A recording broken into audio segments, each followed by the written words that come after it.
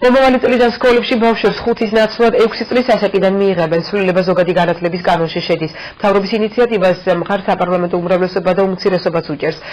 კანონპროექტი დაჩქარებული წესით განათლების კომიტეტმა განიხილა კვირის ბოლომდე საკითხის სესიაზე გავა.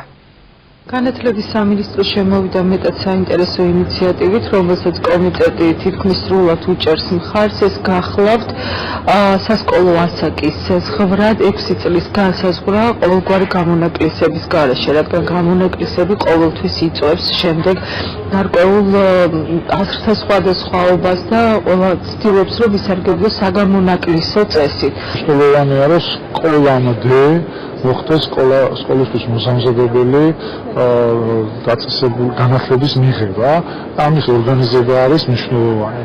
სანამ ეს არ იქნება გაკეთებული, მართლაც მოუმზადებელი ბავშვი, ანუ პატარა ბავშვი არ უნდა წავიდეს 6 წლის ასაკში.